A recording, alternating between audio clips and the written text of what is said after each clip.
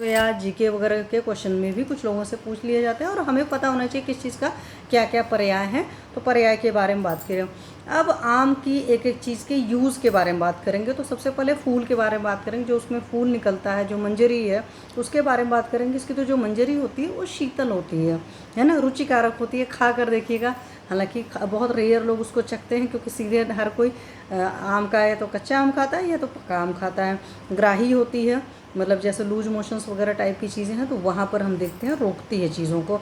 वातजनक लेकिन होती है, तो अगर किसी को भी वात की ज़्यादा परेशानी है तो आम की मंजरी को या उसके फूल को नहीं खाना। इस बात का याद रखना। मैं क्यों बताती हूँ, हमें इंडिकेशन से ज़्यादा कॉन्ट्रा इंडिकेशन ज़रूर अच्छे से पता होना चाहिए। क्या चीज़ नहीं करना है, तो क्या चीज़ नहीं खाना है, उस बात का पता होना चाहिए। तो इसी वजह से मैंने बताया कि इसका जो फूल है वो वातजनक होता है, अतिसार को रोकता है, अतिसार नाशक होता है। ग्राही है तो पक्का सी बात है अतिसार का शमन करेगा।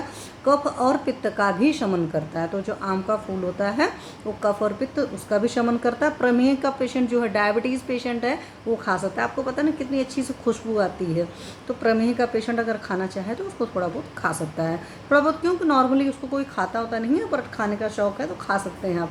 अब मैंने आप लोग को बताया तो हो सकता है नेक्स्ट सीजन में आए तो मैं खाऊँ। हालांकि अभी अभी कुछ जगह के पेड़ ऐसे हैं जिसमें भी फूल आ रहे हैं। कई सारी वैरायटीज़ ऐसी भी होती हैं। ये परमात्मा की कृपा है या बरकत है कि आपको देखो कितना सारा मिलता है।